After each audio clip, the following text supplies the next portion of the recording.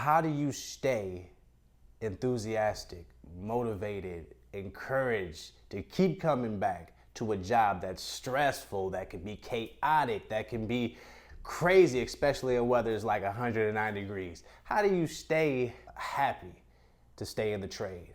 Let's talk about that today. Me and my God always conversating. He say I'm happy you call, what you been up to lately? I said Yo, and welcome back to Life in Plumbing, all right, so let's get into it, man. The first thing I want to talk about is knowing what you're getting into. First of all, we're getting into plumbing because we love to use our hands. We love to get out there and build stuff and projects. The idea of being like, yo, I built that, right? That's dope. That is dope, man. It's a good feeling, you know what I'm saying? I ran my first project not too long ago, and man, it was all that. It was chaotic. It was like stressful. People were leaving. I was left alone a lot, like trying to figure things out. But on the other side of that, man, it was exciting. It kept me motivated. It kept me thinking. I was growing, all that, you know what I'm saying? So the first tip I have for you guys is just knowing what you're getting into, why you're doing it. You know what I'm saying? We get into plumbing because of the sense of purpose and pride it gives us in accomplishing projects, right? I believe myself that we were made to create, you know what I'm saying, and build and keep creating and building, you know what I'm saying, to the end of time, doing things for people, you know what I'm saying? So that's really like always been on the back of my mind of why we do things, and it keeps me energized, and it keeps me motivated to do what I do and to show up and be the best that I could be, right? So yeah, man, just being intentional. Be out there, like, know what you're getting into. Y'all know plumbing is crazy. Y'all know it can get a little chaotic. Sometimes you're gonna have to do things like you really didn't want to do, but on the other side of that, man, you're gonna be happy you did it. You're gonna learn from it. You're gonna learn how to do it better, how to do it easier, how to make things more efficient and productive. And I love that. That's, you know, and I'm really just talking about me and how I find my happiness and what I do and the joy of what I do. And one of the things I do is I'm intentional about what it is I'm doing every single day and why I'm doing it. Be intentional. I've learned this over the years. If you are looking at plumbing, so one day you walk on the field and you're like, man, I don't want to do this. This is a messed up job. They're giving me some messed up projects. Like, this is all jacked up, right? Like, that's one way of looking at it. And you have to realize you're intentionally looking at that in a negative way, which means the whole project is just going to be horrible for you. You're only going to go downhill from there. On the opposite end, if you look at that situation like, okay, this is a project that's going to help me to grow. Yeah, it sucks, but I'm gonna think of ways to get through this. I'm gonna think of the best ways to make this happen. Man, once I get it done, people are gonna be like, hey, man, you made that happen. Like, I wouldn't have took it, you know what I mean? That's gonna give you that sense of, man, I can make things happen, right? Like, you know what I'm saying? You can look at it as a negative thing, you can look at it as a positive thing. Being intentional about making it a positive situation instead of a negative one, right? I am a firm believer that, you know, life gives us what we need, right? And that's just me being intentional. I don't know why I have this trouble saying this word. Intentional about, you know, what life is giving me. You know what I'm saying? Like, you can say it's giving you crap, or you can say it's giving you gold. You get to decide. And that's the thing, you get to decide. Decide which one it is, commit to it, and get it done. And I promise you, no one's gonna feel like, oh man, this is still crap, this and this. Once they went through a tough situation, people were like, hey man, you did that, you came out on top, it was crazy. You can only feel good about that. So commit to the situation, go about it the right ways, figure out who you can get to help you, and come out of that on top, man, and be intentional every single day about chasing success in whatever situation you're in, right? I think of it that way, and it makes me feel great about approaching certain situations. I've been on the opposite end where I thought like, man, this is messed up. They're just doing it to me, blah, blah, blah. It happens. It happens to the best of us. It happens to all of us. You know what I'm saying? At one point at a time.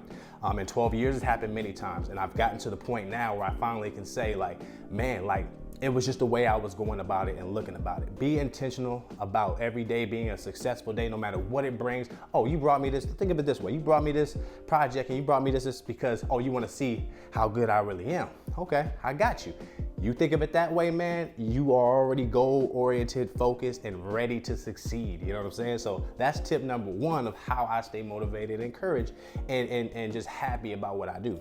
Tip number two, staying focused on long-term and short-term goals. Let's talk about a short-term goal. A short-term goal would be like, you know, any project or task they tell you to do. All right, whatever they, like, before you jump out the car, get your mind right. Like, okay, whatever task they want me to do, I'm gonna kill this task. Whatever they want me to do, I'm not gonna only just do it, but I'm gonna do a good job at it. You know what I'm saying? I'm gonna make sure it's efficient, I'm gonna make sure it's solid, whatever I'm doing, right? Those are short-term goals. You know what I'm saying? Those keep you focused. I was talking to a foreman the other day, and we were talking about, you know, why people aren't really encouraged to do good work, to do a good job, and they don't really like, you know, what they do. It seems like they don't like what they do. They're just ready to, you know, do their 8 and skate. And I was just thinking about it, and I'm like, you know, it's as foremen, as journeymen, we get a lot of instant gratification, especially foremen. Foremen are in contact with the owner of the office every day. So when they're talking to them, they're like, hey man, good job, you're doing great. And they're like, man, they feeling good about themselves.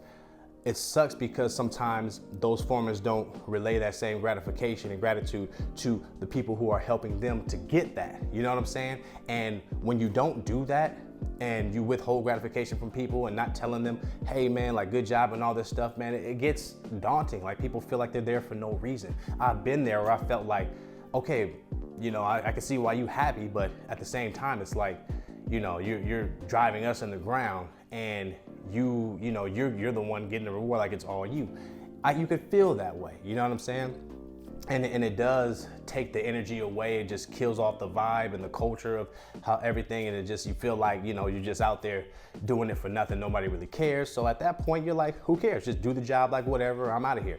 You know what I'm saying? And I feel like, you know, we have to understand why this is, right? So when you understand that the foreman is talking to the office every day, they're letting them know what's going on, they're getting that pat on the back, and you're like, okay, that's why he can stay focused, why he cares about the job being done right and correctly, because he actually has somebody right on top of him every day making sure things get right. Now for us, you know, being journeymen and apprentices, you know, we're just told what to do all day, right? So what is the answer to that? The answer is, and I was telling them too, it's crazy because it's like, yeah, while he's focused on pleasing, while the foreman's focused on pleasing the office, that's his goal, right? To get it done so that he can get that pat on the back.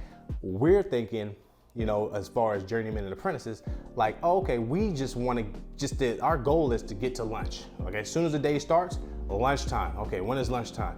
Soon as the day, or break time, right?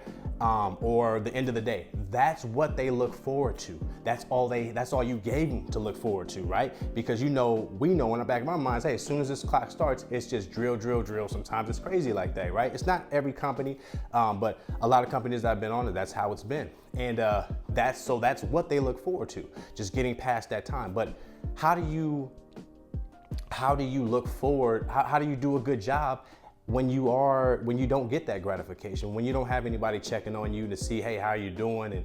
And you know, to be able to, you know, give you that, like, hey man, I'm just glad you're out there doing your job, right? You have to give that to yourself. Now, this is what I've learned, and I've learned that a long time down the line. It's been a long time coming. And I've just learned, like, man, like, you know, when you go out there, have the intention, don't allow the external stuff to mess you, get to your internal, you know, thoughts in your mind.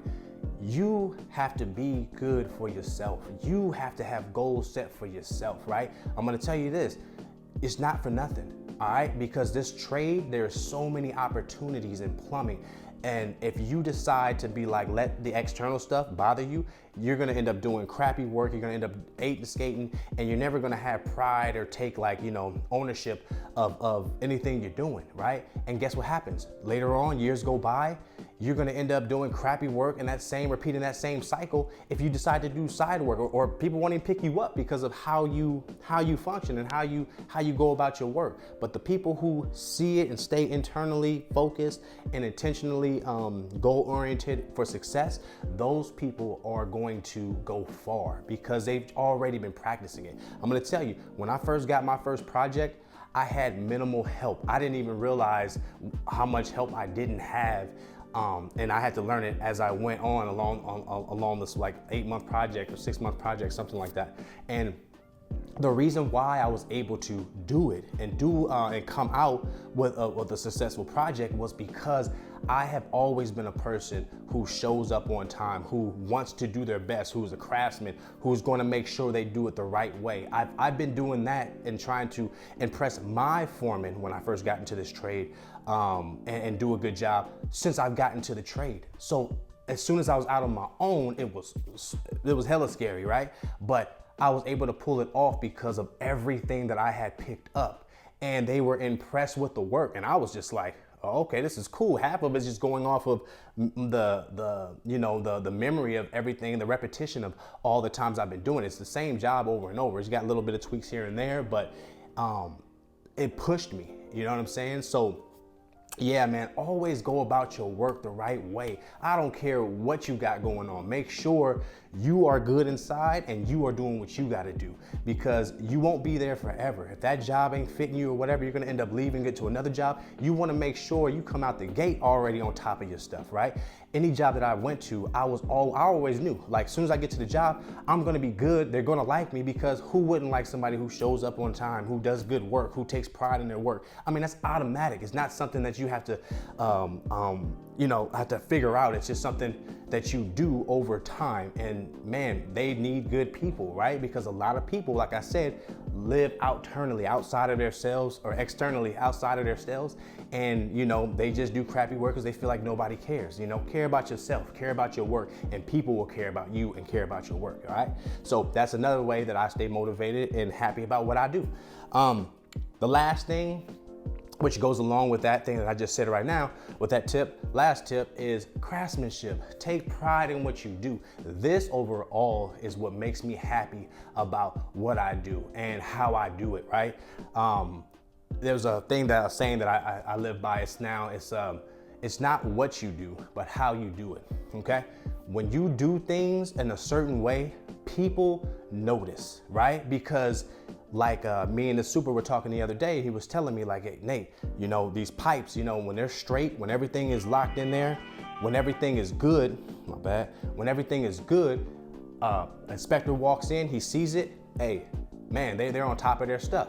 In his mind, he's thinking they know what they're doing, right? It's gonna make it a lot easier for you to work with that inspector. Now, on the opposite end, the inspector walks in and pipes are all crooked and this, he's seen a lot in his day. He probably like, oh man, this is just like that other dude that I just talked to and dealt with who didn't know nothing and start throwing in crappy work. So now I know I gotta check this dude. But as far as the dude that put his pipes in straight, he's like, oh, that dude always knew what he was doing. The one that put it in crooked always had issues and problems. Like, we gotta think about this stuff, right? And that's what I preach about this page all the time, is being a craftsman, enjoying what you do and doing it to the best of your ability. There's a saying in the Bible that goes, whatever your hands find to do, do it with all your might. That just means go out there, man, and make sure your stuff is straight. Like, I do not like companies who push me to just throw stuff in, right? Because of many reasons, okay? First of all, I like my stuff to look good. If I can't take a picture of it when I leave, that means I'm not proud of my work. I'm not happy with what I did, right? And I'm just throwing stuff in. That kills off the energy and the vibe of everything, right?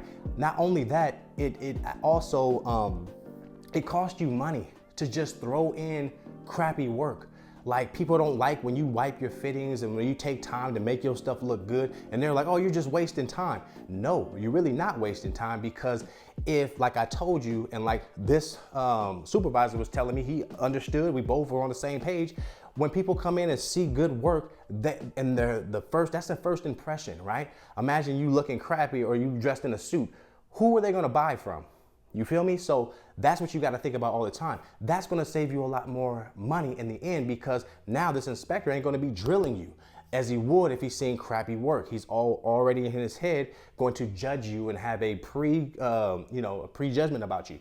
So, I mean, are we really losing money if I'm taking extra time to make it look good? Like, so I always encourage people, do your best all the time. Don't allow people to tell you to, there is a fine line between, taking too long, making your stuff look good. So you got to figure that out. Make sure that you're doing your best. If it is what it is, and that's what it is. I've seen companies who I was like, man, this guy's really slow, but they kept him. He's been there for years because he does good work, and they don't have to go back and check his work. They understand that right there. It may look slow, but if we have to go back and fix it, then you know what I'm saying? We're wasting time and money right there. And it's even harder to do stuff the second time because you got water in the pipes and stuff like that. So, and you can't solder with water. For those who don't know, you cannot solder with water in your pipe. It's gonna take forever to do that, right? And you have to go about it a certain way, which takes time and money, okay? So being a craftsman, man, is everything to me. Taking pride in your work just makes you go home feeling like, man, I did that. Man, it looked good. I got pictures of all my stuff. I love when my stuff is straight. I love when my stuff is just on point. I love when people walk in and be like, man, this looks all right, man. This is pretty dope. You know what you're doing. I love that. I don't like when people come in there and be like, okay, and then just walk out because, okay, well, it got done. It's like, how do you feel good about that, right? We're talking about today, how do you enjoy your work and keep enjoying it, you know what I mean? Through the stress and through the craziness and chaos that plumbing projects can bring. This is how you do it, you know what I'm saying? This is gonna bring opportunities for you. So don't allow people to make you a crappy plumber, okay? That's how they do it, then that's how they do it. You have to decide what kind of plumber you want to be. I've left companies because of certain situations like that, man. Like sometimes you just got to find where you fit in, you know what I'm saying? And where you complement, the environment you are in, right? And then the plumbing place that you go to. So that's how I think of it, man. But you got to be intentional about all this stuff. And when you are, man, you have goals, you have every day is exciting because you know where you're going, you know what you're doing, you know what you want. That's how you enjoy this whole thing, you know what I mean, called plumbing, you know what I'm saying? And that goes in any field, but we're talking about plumbing, okay? And plumbers are the best. So that's what I'm talking about. But yeah, man, I hope you guys got something from this. I know I gave you guys a lot in a little bit of time, but if you guys need more advice or anything y'all want me to tell you, I've been in this trade for 12 years. I've learned the ups and downs, what to do, what not to do, what you better not do, all that stuff, man. It's like, it's in there now. So, and I'm still learning and still growing every day. So whatever I can give you guys, I'm gonna give you guys. So I thank you guys for watching. Stay tuned for the next one, and make sure that I keep forgetting to bring this up, but look, you get into the trade, it's a great thing to get into. I don't want you guys to be green out there. I want you to know as much as you can from when you step on that field, because like I said, as soon as you step out there, if you're green, you don't know nothing, they're gonna treat you like you don't know nothing, all right? And you don't wanna be like that. So I've got a book to help you to just jumpstart you into the trade so that you don't look lost when you go out there, man. And it's called Don't Be Green. I got it in an Audible and I got it in the regular version. I charge for the Audible because I put that extra effort in it, and just to make it easier for you guys. And I want you guys to look out for me. If you guys can donate for the price of that Audible, I would appreciate it. And yeah, man, I hope it helps you guys out. All right. And whatever else I could do for you guys, just let me know. All right. So this is Life in Plumbing. I'm Nate. I hope to see you guys on the next video. I'll see you then. Me and my God always conversating. He say I'm happy you call, but you've been up too lately.